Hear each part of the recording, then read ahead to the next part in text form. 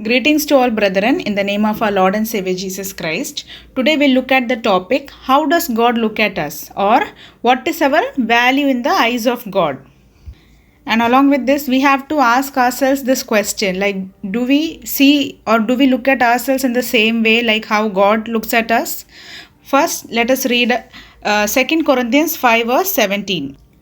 Therefore, if anyone is in Christ, he is a new creation. All things have passed away. Behold, all things have become new. Now, let us look at that time when we are not even conceived in our mother's womb. Maybe our parents, our grandparents, and nobody are even existing on this earth. God says, He has looked upon us and He has seen us before He laid foundations to the earth. Let us read Ephesians 1 verse 4. Just as He chose us in Him before the foundations of the world, that we should be holy and without blame before Him in love. So this verse clearly says that we were in His mind before the foundations of the earth were laid, and the intention with which He has created us is that we are supposed to be holy and without blame before Him. So that is how God has planned our life even before anything was there in this world. Now let us look at that time period when we were an unborn child. That is, our mother had conceived us in her womb. Let us read Psalm 139 verse 13 and 14. For you formed my inward parts. You covered me in my mother's womb. I will praise you, for I am fearfully and wonderfully made. Marvelous are your works, and that my soul knows very well. Here it says, God is the one who forms my inward parts and knits together all parts to create me as a human being in my mother's womb.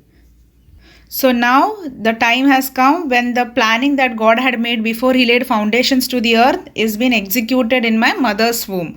Now let us look at that stage when we are born and now we are a baby in our mother's arm. Shall we read Isaiah 49 verse 15? Can a woman forget her nursing child and not have compassion on the son of her womb? Surely they may forget, yet I will not forget you.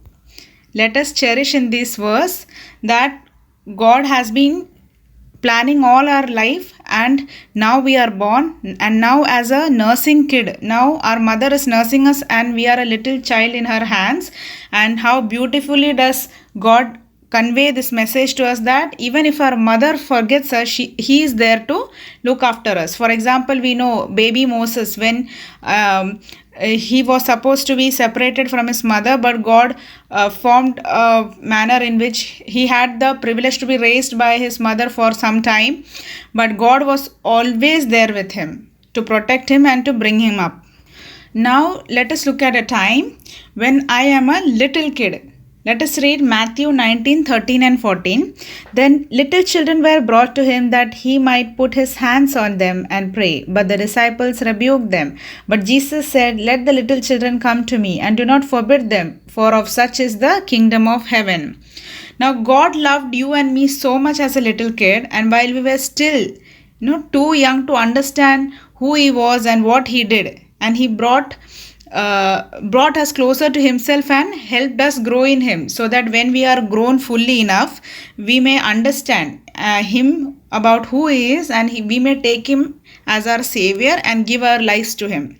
And God considers the innocence of a little child to be very precious, because God says in Matthew chapter 18 verse 3, Assuredly I say to you, unless you are converted and become as little children, you will not by any means enter the kingdom of heaven. So such is the regard that God has given to the innocence of a little kid. And God also says that children are a gift from God. For example, we can learn about Samuel and David in the Bible, how beautifully God has been taking care of them when they were little children, because God had very big plans for them in the future.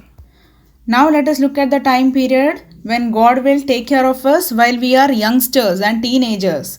Let us read Psalm 103 verse 3 to 5. Who forgives all our iniquities, who heals all your diseases, who redeems your life from destruction, who crowns you with loving kindness and tender mercies, who satisfies your mouth with good things, so that your youth is renewed like the eagles. Now whatever we read, these are all the benefits we enjoy while we are young in His sight. life for a youngster is not easy on earth.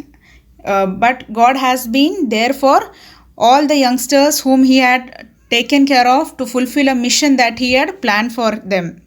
As we youngsters go through this world, there are a lot of trials, problems, temptations, and many kinds of struggles that youngsters face. But God is always present. He is the ever present help to help them in any situation that they are in. Let us read Psalm 119 verse 9 because this gives the solution. How can a young man cleanse his way? By taking heed according to your word. So if we are attached to the word of God, this will never happen that we will fall in his side, because God is always there to protect us and He is always there to take care of us. But all that we have to do is be faithful to Him and love His word and love His ways and commandments. Now let us look at a time period when we are a fully grown human being in His sight. Let us read Psalm 112 verse 1, 6, 7 and 8. Praise the Lord. Blessed is the man who fears the Lord, who delights greatly in His commandments. A good man deals graciously and lends. He will guide his affairs with discretion. Surely he will never be shaken. The righteous will be in everlasting remembrance. He will not be afraid of evil tidings. His heart is steadfast, trusting in the Lord. His heart is established. He will not be afraid until he sees his desire upon his enemies. So this is the confidence God is giving a young man, a fully grown man, that God will be gracious to him, God will be good to him, and he will have success in his life, and he will succeed in whatever he will do, and God will always protect him. So this is the assurance God is giving a grown-up human being. Now let us read what will happen to me when I am too old in His sight. Let us read Job 12:12. Wisdom is with aged men, and with length of days understanding. So God is saying an old person is a wise person. Let us read Proverbs 20:29. The glory of young men is their strength, and the splendor of old men is their grey hair. So God is saying the honor of a old person is their grey hair. Let us also read 2 Corinthians 4:16. Therefore we do not lose heart, even though our outward man is perishing, yet the inward man is being renewed day by day. So this explains us that even though we are approaching our old age, even then, even our physical body is decaying, or even if our physical body is becoming shrinked or wrinkly, or any sort of illnesses or ailments or diseases may come, but our inner man, which is never perishable, which is always safe in the hands of God, is being taken care of, and it is renewed every day. Let us read one more verse, Isaiah 46 verse 4. Even to your old age I am He, and even to grey hairs I will carry you. I have made, and I will bear. Even I will carry and will deliver you. Such is the promise of God towards a old human being, that no matter who looks after him or who doesn't look after him, but God is ever present, and He is going to take care of His chosen people even to the end of their lives. Now let us look at the time when I will die and will leave this earth. How does God view my death? Let us read Psalm 116 verse 15. Precious in the sight of the Lord is the death of His saint. So we looked so far that God so delicately and preciously looks after His children in all ages. Now let us ask ourselves these questions. Then why do we consider ourselves lowly at times? Why do we disregard us and put down ourselves? Why do we overwhelm with worries and anxieties? God says, I will be with you and carry you through the end of your age. Now what is our position in God? How does God position us? Let us read 1 Peter 2 verse 9. But you are a chosen generation, a royal priesthood, a holy nation, His own special people, that you may proclaim the praises of Him who called you out of darkness into His marvelous light. God says that the plans and thoughts He has towards us are not comprehensible to us. It only belongs to Him. And let us not judge our worth based on our circumstances, but rather look upon God and know that He has been with us all these years, and He has walked with all the walks of our lives. In Him there is no favoritism. He is the same to every child He has. And all His promises are same for everyone. He loved us so much that He gave His only Son to die for us and considered us equal to His Son. And He called us His adopted children. But there is just one condition that we have to fulfill. According to Psalm 115 verse 13. It says, He will bless those who fear the Lord, both small and great. So we are supposed to fear the Lord.